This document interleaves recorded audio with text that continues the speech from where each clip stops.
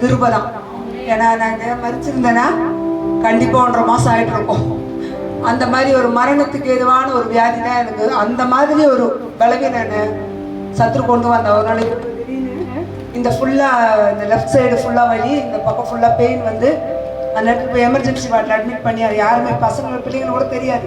எங்கள் ஹஸ்பண்ட் என்ன நேரத்துக்கு தூக்கிட்டு போய் எமர்ஜென்சி வார்டில் இசிஜி எல்லாம் எடுத்து பார்த்தா ஒன்றுமே இல்லை அப்படின்னு சொல்லிட்டாங்க. ஆண்டோட கிருபையினால அது முடிச்சு ஒரு வாரம் கழிச்சு மறுபடியும் ரொம்ப ஃபீவர், ஹை ஃபீவர் ஆகிட்டு ஒரே வாமிட்டிங், எது தண்ணி குடிச்சா கூட நிற்காத அளவுக்கு கிட்டத்தட்ட 1.5 மாதம் அப்படியே படுக்கையாகவே இருந்தேன். ஆனால் வந்து சர்ச்சில் மட்டும் எப்படி தெரியல, சர்ச்சு ப்ரேயருக்கு மட்டும் நான் என்னால் மிஸ் பண்ணது ஒரே ஒரு சண்டே மட்டும் எனக்கு ரொம்ப வர முடியாமல் போச்சு.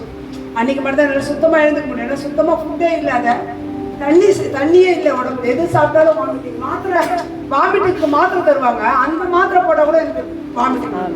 அப்புறம் எப்படி சாப்பிட முடியும்? அந்த மாதிரி ரொம்ப விளைவெடுத்துக்குள்ள கிட்டத்தட்ட நான் 15 kg 15 கிலோ குறைஞ்சிட்டேன். இந்த ஃபீவரில் நான் 15 கிலோ நான் கம்மியாயிட்டேன். ஏன்னா சாப்பிடாதனால எவ்வளோ இது பண்ணி. ஆனால் ஆண்டவர் கிருபை மட்டும்தான். ஏன்னா நான் வந்து ஊழியத்துக்காக தான் அழைக்கப்பட்டேன், ஊழியம் தான் செஞ்சுட்டு இருந்தேன். ஆனால் வந்து நான் நடுவில் வந்து கொஞ்ச நாள் என்ன பண்ணிட்டேன், நான் போகிறதில்ல ஊழியத்துக்கு. போகாமல் என்ன பண்ணிட்டேன், வேலைக்கு போக ஆரம்பிச்சிருது. ஆனால் அந்த வேலைக்கு போகலாம், ஆனால் நான் போகிறதில்ல. அப்படியே எதனாலே தெரியல, எனக்கு அது தடைப்பட்டு போச்சு. கூப்பிடுவாங்க மெசேஜுக்கெல்லாம், திருவள்ளூருக்குலாம் உற்சவம் போயிருந்தேன். நான் அவ்வளோ லாங் போகணுமா அப்படின்ற ஒரு தாட் எனக்குள்ளே சத்துரு போடணும்னு நான் என்ன பண்ணேன், அப்படி போகாமையே நான் நின்றுட்டேன்.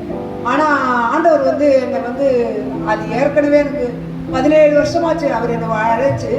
ஆனால் ஊழியம் செஞ்சுட்டு இந்த மாதிரி நடுவில் போகிறது அவர் வந்து அவருடைய சித்தம் இல்லைன்னு நினைக்கிறேன். ஆண்டவர் வந்து என்ன சொல்ல, உனக்கு எல்லா தேவையும் நான் என்ன பண்ணுறேன், அழகாக சந்திச்சிருக்கிறேன், எல்லாவற்றையும் உனக்கு நிறைவாக கொடுத்துருக்குறேன். நீ ஆனால் எனக்கு என்ன பண்ணுற, ஊழியம் செய்யறதுக்கு இதுன்னு சொல்லிட்டு என்னோட கூட ஆண்டவர் உள்ளத்தில் பேசிகிட்டே இருந்தார். அப்போ நான் வந்து இந்த உடம்பு சரியில்லாமல் இருக்கும்போது நான் கருத்தை கேட்டேன், ஆண்டவர் எனக்கு நீங்கள் தெளிவாக சொல்லுங்கள், எந்த கருத்து சொன்னாலும் என்கிட்ட 2 முறை நீங்கள் எனக்கு அது கன்ஃபார்ம் பண்ணுவீங்க அப்படின்னு கேட்கும்போது அழகாக லூக்கால் 4ஆம் அதிகாரத்தை எடுத்து நான் படிச்சேன்.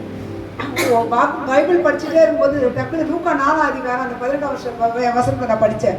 கர்த்தருடைய ஆவியானவர் என் மேல் இருக்கிறார், அவர் என்னை நொறுங்குண்டவர்களுக்கு சத்தியத்தை பிரசங்க அப்படின்னு சொல்லிட்டு ஃபுல்லாக வரும் பாருங்க. அதுக்கு அந்த வார்த்தையை ஏசப்பா படிக்கிறாரு. அதை அவருடைய அது படிச்சுட்டு அதுக்கப்புறம் அது நம்ம எத்தனையோ ஒரு அதிகாரங்களை படிச்சிருக்கோம், மத்திய 4 லூக்கா 4 படிச்சிருக்கோம்.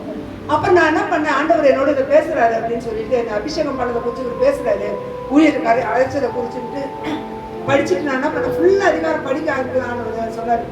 இது நான் ஊழியத்துக்கு போகிறதுக்கு முன்னாடி எனக்கு வந்த சோதனை, இது ஆவியானவரை மனாந்தரத்துக்கு கொண்டு போய் பிசாசுனா நான் சோதிக்கப்பட்டேன். அதே மாதிரி இப்போ உங்களுக்கு இது ஒரு டெஸ்டிங் தான், சோதனை தான், இதில் நீ ஜெயிச்சேன்னா நீ ஊழியம் தான் செய்யணும் அப்படின்னு சொன்னேன். இது உங்களுக்கு ஜீவன். உண்மையாகவே சொல்கிறேன், எனக்கு வந்து பார்த்த டாக்டர் வந்து நான் இங்கே கூப்பிட்டு சுந்தர ஃபவுண்டேஷன் கொண்டு பார்த்தேன். எங்கள் அப்பா பயந்து ரொம்ப லங்ஸ் வந்து ரொம்ப இன்ஃபெக்ட் ஆயிடுச்சு, ஃபீவர் போய் அட்டாக் ஆயிடுச்சு, ரொம்ப இது உங்களுக்கு சுகர் வேறு ஹையாக இருக்குது, ரொம்ப கஷ்டம், இவங்க தேர்றது ரொம்ப கஷ்டம், நல்லா இவங்க ட்ரீட்மெண்ட் பண்ணோம், அட்மிஷன் பண்ணோம். ஆனால் ஒரு நாள் கூட நான் அட்மிட் ஆகவே இல்லை, ட்ரிப்ஸு மட்டும்தான் ஏற்றிட்டு பிள்ளைங்க இருக்கிறாங்க அப்படின்னு சொல்லிட்டு நாங்கள் வந்துடுவோம். 3 நாளாவது அட்மிட் பண்ணோம். அட்மிட் எங்கள் வீட்டில் சொல்லுவார், அட்மிட் ஆகிடு நான் பார்த்துக்கிறேன், பசங்க சாப்பிட்டுப்பாங்க, ஹோட்டலில் வாங்கிட்டு சாப்பிட்டுப்பாங்க, நீ நான் அட்மிட் ஆக மாட்டேன், நான் வந்துடுவேன் அப்படின்னு சொல்லி ஒவ்வொரு நாளும் வந்தேன். இருமல் வந்து எனக்கு நிற்கவே இல்லை, இருமல் என்ன அப்படியே செத்து போகிற மாதிரி இருக்கும். இருமல் வந்து வாமிட்டிங் எடுத்துக்கிட்டே இருப்பேன், பிளட்டு கூட வர மாதிரி இருக்கும் வாமிட்டிங். என்னால் எதுவுமே சாப்பாடு வாசனை கண்டா எனக்கு வாமிட்டிங். அந்த மாதிரி ஒரு பயங்கரமான சுச்சுவேஷன் எனக்கு சொல்ல முடியும். ஆனால் நான் சொன்னேன், ஆண்டவரே நான் சாவாமல் பிழைத்திருந்த செய்கைகளை நான் விவரிப்பேன்ப்பா அப்படின்னு சொல்லி ஆண்டவர்கிட்ட அதை பொருத்தனை பண்ணேன். அதே மாதிரி நம்ம ஆலயத்தில் கூட அந்த வஸ்திரத்தின் தொங்கலைன்னு சொல்லிட்டு ஐயா அவருடைய சொன்னார், சரளா கூட சாட்சி எழுதி கொடுத்து கண்ணு கட்டிடுறேன். அன்னைக்கு நான் ரொம்ப முடியாமல் தான் ஆலயத்தில் உட்காந்துட்டு இருக்கேன், என்னால் உட்கார கூட முடியாது. என் கடவுள் வாயில் நான் வந்து சாக்லேட்டை போட்டுட்டு அப்படியே உட்காந்துருக்குறேன்.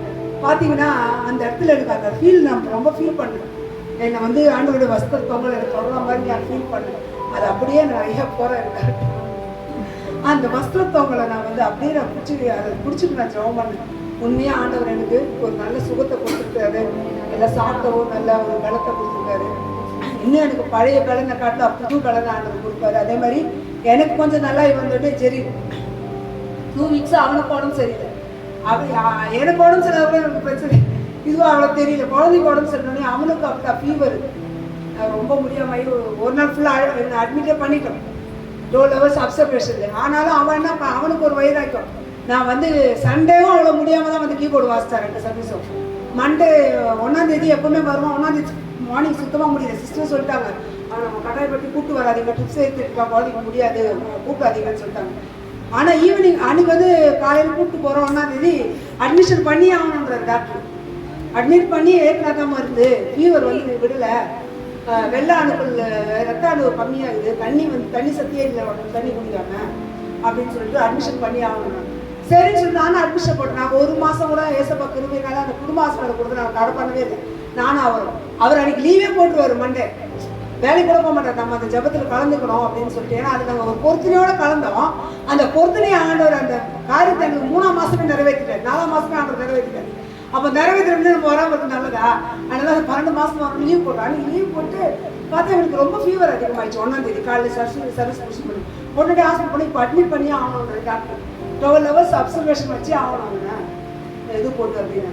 ஆனால் பாருங்கள் அந்த நேரத்தில் வந்து நாங்களே ஓகேன்னு சொல்லிட்டு நாங்கள் சரி பரவாயில்ல, குழந்தை தான் முக்கியம் நமக்கு அப்படின்ட்டு அந்த இது எல்லாமே நான் மறந்துட்டேன். கொஞ்சம் நேரத்தில் குழந்தை முக்கியமாச்சு, ரொம்ப குழந்தை பார்த்தா பயமாக இருக்குதுன்னு சொல்லிட்டு வெளியே வந்து நானும் இவங்க சரி அட்மிஷன் போடலான்னு சொல்லிட்டு எல்லாம் ஓகே பண்ணி பில்லு இது பண்ணுறதுக்காக போனால் இன்னும் என்ன சொல்கிறேன், இல்லை நான் இன்றைக்கி குடும்ப ஹாஸ்பிட்டல் கொடுத்து சாயந்தரம் நான் வாசிச்சுட்டு தான் நான் அட்மிஷன் ஆகுவேன், நீங்கள் போய் டாக்டர் கிட்ட சொல்லுங்கன்றான்.